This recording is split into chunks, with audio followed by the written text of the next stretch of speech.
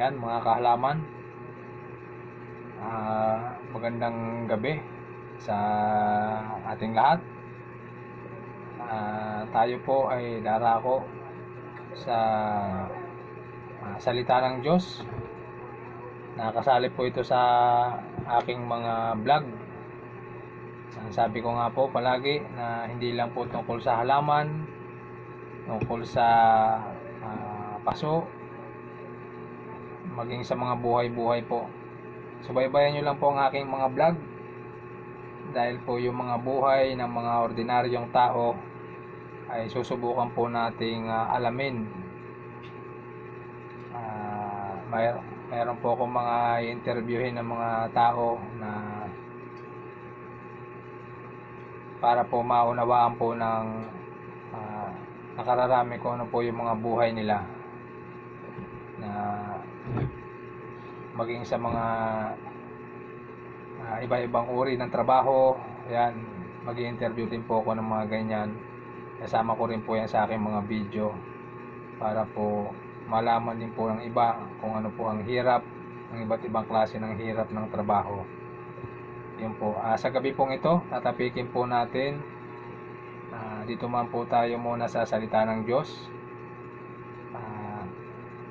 Dito po tayo sa Mateo 6.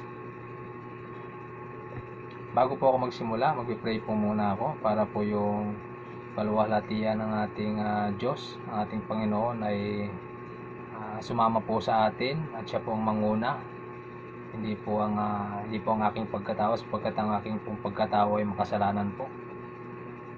Samahan niyo po ako, tayo pong lahat ay pumikit. Magpipray po ako. Lord, salamat Lord sa araw na ito, Panginoon, na natapos na naman. Lord, salamat Panginoon sa buong maghapon na patuloy mo Lord kaming iningatan, ginabayan at pinagpala ko Lord. Salamat po. Lord, muli Panginoon, sa gabing ito patuloy naman kami Panginoon mag-aaral ng iyong mga salita. Lord, tulungan mo kami Panginoon na maunawaan Lord at maisabuhay namin ang iyong mga salita. Lord, ang verse na gagamitin mo ngayon Panginoon Lord, itago mo ko Panginoon sa iyong likuran upang hindi ang aking pagkatao ang makita. Lord, sapagkat ako po Panginoon ay patuloy sa iyo Lord nagpapakumbaba. O Lord, inamin ko Lord ako pinagkakasala pa sa iyo Panginoon. Naisipan ko man yan, nagawa Lord, patawad pong muli Panginoon. Lord, tulungan mo ko Panginoon, ikaw po ang manguna Lord sa gawain ito. Lord, sapagkat ang gawain ito Panginoon, ikaw po ang aking pararangalan dito. O Lord, sa gawain ito, tulungan mo ko Panginoon, bigyan mo ko Lord ng tamang kaisipan. O Lord, tamang pananalita, O Lord, upang maunawaan Panginoon ng bawat makikinig o bawat manonood O Lord ng video ito. Lord, salamat Panginoon, gabayan mo ko Lord hanggang sa simula, hanggang sa matapos ang gawain ito O Lord. Tulungan mo ko Panginoon, ikaw po ang aking itataas O Lord sa gawain ito. Salamat po muli Panginoon, ang lahat ng ito sa iyo tuloy binabalik. Ang lahat ng papuri, pasalamat sa iyong dakilang pangalan, sa pangalan mo Jesus. Amen. Amen. Thank you Lord Jesus. Sabi po rito, lalagyan po natin ito ng title. Sabi rito na dapat po ang tao hindi po nag-aalala. Sabi po sa title nito, huwag kang mag-alala. Ayun po ang ilalagay ko po rito ang title. Kasi po kung papansinin natin sa panahon ngayon, lalo na sa panahon ng pandemic, ang mga tao po ay nawalan ng trabaho, na ilang halos buwan po nawalan ng trabaho, nasa bahay lang po. Pasalamat po tayo sa Panginoon dahil nagkaroon po ng ayuda. Yun po ang sumuporta sa atin kahit papano yung ayuda, malaking pong bagay na naitulong ang ayuda. Pero po ang sabi po rito, dapat po ang tao hindi po nag-aalala, lalo na po ngayon na nagkaroon na ng trabaho, di ba? Meron na pong trabaho ngayon, ang tao naging busy na. Sabi po rito, dapat ang buhay natin laging nakadepende palagi sa Panginoon. Tapikin po natin dito sa Mateo 6:31. Simulan po natin dito sa Mateo 6:31.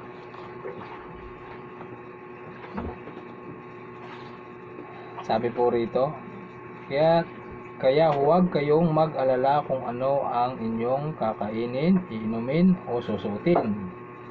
32. Ang mga bagay na ito ang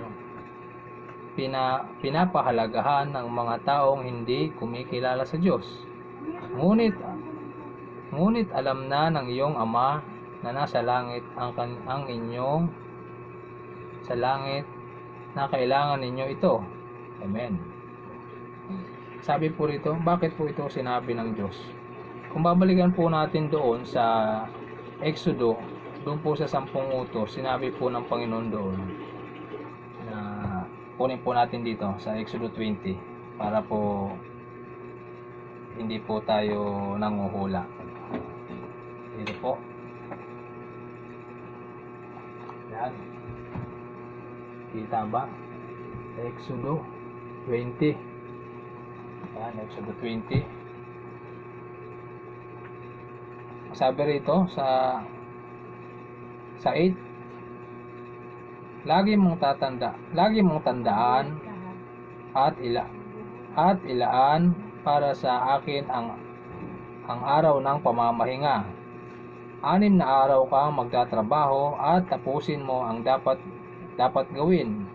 Subalit ang ika-7 araw ay para kay Yahweh na iyong Diyos. Ito ang araw ng pamamahinga. Sa araw na ito'y huwag magtatrabaho ang sino man sa inyo.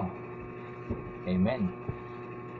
Sabi rito, 6 na araw ibinigay sa atin ng ating Panginoon para po tayo ay magtrabaho. Di ba po? At ang sabi doon sa ika-7, sa araw ng pamamahinga, ilaan naman daw po natin sa Kanya. Paano ba natin magagawa to? Samantalang, ngayon pa lang tayo nagsisimula uli magtrabaho dahil nagkaroon ng pandemic. Paano natin masusunod o magagawa yung mga ganitong gusto ng Diyos? Ang sabi po ng Panginoon dito, na tayo po, magkaroon po tayo ng paniniwala o magtiwala tayo sa Kanya para po masunod natin ang sinasabi ng Diyos dito. Kung papansinin po natin, itong sa panahon ni Moises, panahon po ito ni Moises yung Exodo, yung mga Israelita po rito na naglalakbay sa ilang, mayroon pong ibinigay na mana. Ito po yung mana na tuwing umaga, lumilitaw po ito, na binibigay ito ng Diyos para kainin nila. Sabi po ng Diyos dito, araw-araw ko kayong bibigyan ng ganyan, pero sa ika-6 na araw dodoblehin ko yung ibibigay ko sa inyo, kasi pagdating ng ika-7 araw hindi kayo mamumulot ng pagkain nyo, dahil sa ika-6 na araw dodoblehin ko na yan. Di ba po? Napakabuti ni Lord. Kasi po ang gusto niya, pagdating po sa ika-7 araw, tayo po ay maglingkod sa Kanya. Yung mga blessing na natatanggap natin, kung ano man yan na natatanggap natin, dapat ibabalik natin to sa Panginoon. Dapat tayong magpuri, magpasalamat sa Kanya, dapat tayong magsimba. Di ba po? Lalo na po ngayon, na Sabado po ngayon, 30 ngayon. Bukas po Linggo, darating po yung bagyong Rolly.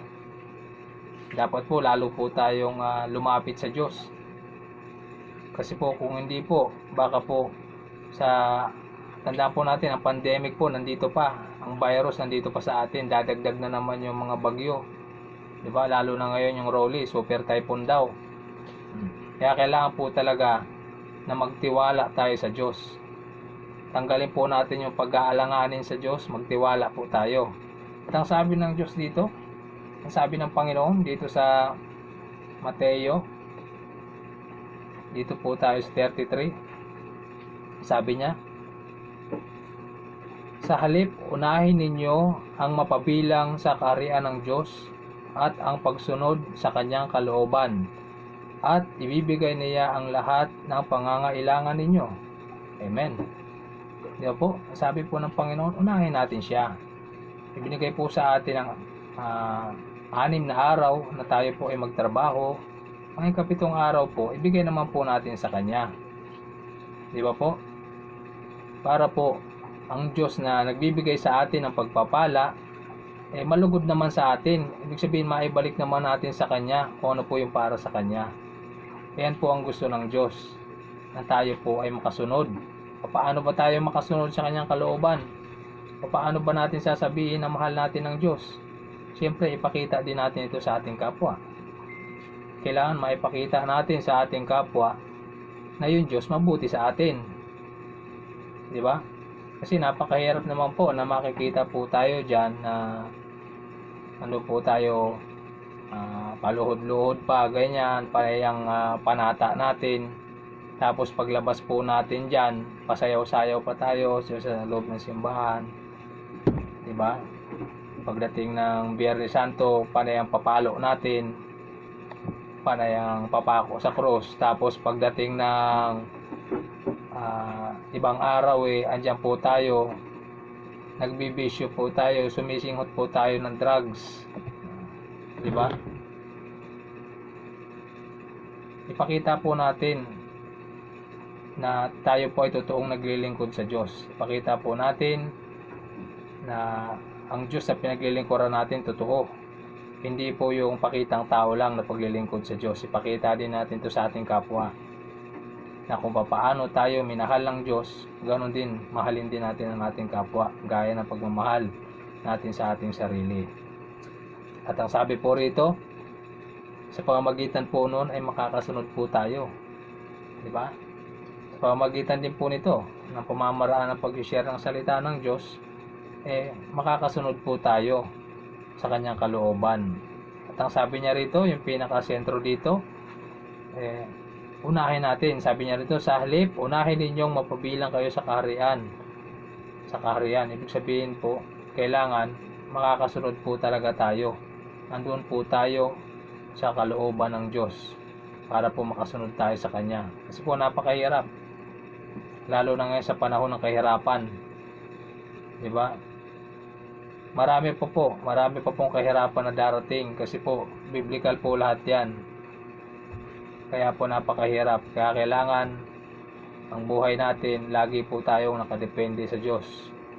Magtrabaho man tayo, unahin natin siya pagdating ng araw ng linggo.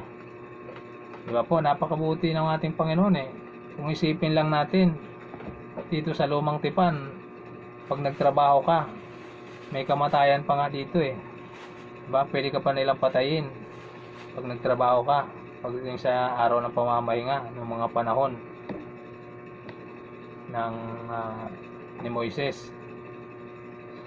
Diba? Samantala ngayon, diba, dahil sa biyaya ng Diyos, binigay na sa atin yung free will Nasa atin na yung free will. Nasa atin na kung magsisimba tayo o hindi. Pero bakit pipiliin mo yung hindi? Diba? Di dito ka na sa magsisimba o magpupurit, magpapasalamat sa Diyos. Diba kasi dito, magkakaroon ka rito ng kapayapaan. Pag nandun ka sa tunay na Diyos na dapat mong paglingkuran, ang buhay mo hayahay kahit maraming pagsubok. Danas ko po yan, napakaraming pagsubok. Pero ang Diyos palagi, sabi nga niya rito, siya po ang bahala maging sa ating mga pagkain, damit, kung ano man yan. Ang Diyos po ang bahala. Maraming beses na po yan. Meron po akong isang beses nagkasakit po ako ng isang buwan. Sa construction po yan. Napasma po ako, isang buwan po ako nakaratay. Kaya ako lang po ang nagtatrabaho sa amin. Pero hindi po kami kinutom ng Diyos. Kaya malaking bagay po na tayo po ay makapaglingkod sa Diyos. Ano man ang ating hanap buhay, kailangan po unahin natin siya. At sabi rito, meron tayong bonus. Di ba? Pagdating sa ikapitong araw, may bonus tayo Ano ba yung bonus? Kung dito sa panahon ng Lumang Tipan, hindi po tayo pwedeng magtrabaho. Dito po, sa panahon ng ating Panginoong Hesus, pwede na po. Dahil po meron na po tayong free will, pwede na po tayo magtrabaho. Basta po, hindi naman po tayo nagsisimba ng whole day Di ba po, oras lang po ang bibilangin natin. Pinakamatagal na po yung 2 oras, 3 oras na simbahan tayo. mga sumunod po nun, pwede po tayong pumasok sa ating mga trabaho. Pwede tayong mamasyal kung saan tayo gustong pumunta. Ang importante po, unahin po natin ang ating Panginoon pagdating sa ikapitong araw. At ang sabi po rin sa 34, kaya wag na kayong mag-alala tungkol sa kinabukasan, dahil ang kinabukasan ay may sariling alalahanin. Sapat na ang mga alalahanin dumarating sa bawat araw. Di ba po? Ang sabi ng Panginoon dito, wag natin alalahanin yung kinabukasan. Hindi man tayo makapagtrabaho sa araw ng linggo, umabsent man tayo sa trabaho, o wala man tayong kakainin kinabukasan, ang sabi ng Panginoon, magtiwala ka. Sabi niya, huwag mong alalahanin yung kinabukasan, akong bahala dyan. Sabi ng Panginoon dito. Sabi niya, sapat na sa bawat araw ang kanyang suliranin. Ibig sabihin, hindi mapapatid ang biyaya ng Diyos sa iyo. Manalig ka lang sa Panginoon. Manalig ka lang sa Diyos na pinaglilingkuran mo. Sabi niya, magtiwala ka lang. Yan lang dapat natin panghawakan. Magtiwala, sumampalataya sa Diyos na pinaglilingkuran. Dahil ang lahat ng ito ibibigay sa atin. Ayan po, salamat po na ang gawain ito na nawa ay maisabuhay natin, makasunod tayo sa kanyang kalooban at maunawaan natin ang salita ng Diyos. Nang sabi rito, huwag kang mag-alala. Ang ipag-aalala mo ay palitan mo ng pagtitiwala sa Diyos para at sumunod din sa kanyang kalooban. Siyempre, number 1, sumunod sa kanyang kalooban, kasi kung wala yan, useless lahat yan, mababaliwala lahat yan. Kahit may tiwala ka sa Diyos, kung hindi mo pinapakita na nasa Diyos talaga ang buhay mo, baliwala yan. Paano mo mapapakita? Ang sabi ng Panginoon hindi mo nga kayang ipakita sa kapwa mo, sa akin pa kaya? O, di ba? Kaya kailangan, once na tayo ay nasa Diyos, ipakita natin sa ating kapwa na meron tayong Diyos. Yun lamang po. Salamat po sa gabing ito na bukas po, araw po ng linggo, magsimba po tayo. Bukas po darating si Rolly. Palakpakan lang natin si Rolly bukas. Kahit super typhoon siya. Dahil alam natin ang Diyos natin ang magtatagumpay sa araw ng bukas. Wala po tayong dapat ipag-alala. Ipag-pray lang po natin. Sama-sama po tayong manalangin. Ipag-pray natin na hindi po tayo matalo ng gawa ni Rolly o gawa yan ng kaaway. Salamat mga kahalaman sa gawain ito, na gawain ng Panginoon, na tayo po gagawin po natin ito tuwing dapat po ito tuwing linggo ng gabi. May pasok po kasi ako bukas, duty ako bukas ng pagtapos ko po magsimba, kaya po ginawa ko to ng linggo ng Sabado ng gabi. Yun po, salamat po. Bago po ako magtapos, mag-pray po muna ako. Mag-pray po natin maging yung ating bansa. Tayo pong lahat ay pumikit. Lord, salamat pong muli Panginoon sa gabing ito, Lord, sa gawain ito na patuloy, Lord. Ikaw po ang nagbigay nito sa amin. Lord, ang iyong mga salita, Panginoon, na patuloy, Lord, kayo po, Panginoon, ang manguna sa aming buhay. Tulungan mo kami, Panginoon, na kami po ay maging matatag, O Lord, sa pagtitiwala namin sa iyo. Lord, gawin mo kami, Panginoong malakas, upang kami po, Panginoon, ay makasunod sa iyong kalooban.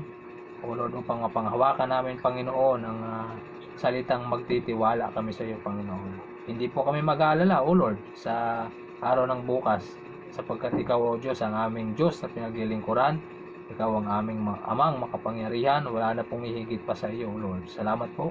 Lord, dalangin ko rin po, Panginoon, ang aming bansa. O Lord, sa araw ng bukas, Panginoon, ang bagyong Rolly. O Lord, ilayo mo ito sa amin, Panginoon. Lord, bugbog na po, Panginoon, ang aming bansa. O Lord, ang aming mga kababayan. Bugbog na po, Panginoon, sa sakuna, pandemya. O Lord, tulungan mo kami, Panginoon. Wala po kami magagawa, O Lord, pag wala ka sa amin. Tulungan mo kami, Panginoon. Lord, ang gabing ito, Panginoon, ang aming bawat pamilya. O Lord, lahat, Panginoon, ng nanonood, nakikinig ng video ito, Panginoon, ang aming pamilya, Panginoon, sa gabing ito, patuloy mo kami, Panginoon, gabayan, ingatan, O Lord, ilayo mo kami, O Lord, sa anumang sakuna. Sa pangalan mo, Jesus, alisin namin, O Lord, ang sakuna na yan, O Lord, sa aming lugar. Tulungan mo, Panginoon, ang aming bansa, O Lord. Salamat po. Lord, ingatan po kaming lahat, Panginoon, sa aming pagtulog hanggang sa aming pagising, O Lord. Salamat po. Maraming salamat, Panginoon. Ang iyong mga salita, O Lord, maisabuhay namin ito. Magawa namin ito, Lord, sa pang-araw-araw namin buhay, O Lord. Ang magtiwala sa iyo, Panginoon, ang lagi namin panghahawakan, O Lord. Salamat po. Ang lahat ng ito, Lord, sa iyong tuloy binabalik, ang lahat ng papuri, pasalamat sa iyong dakilang pangalan, sa pangalan mo, Jesus. Amen and amen. Thank you, Lord Jesus. Thank you. Salamat po sa manonood. Pagpalain kayong lahat ng Panginoon. Thank you po. God bless sa inyo.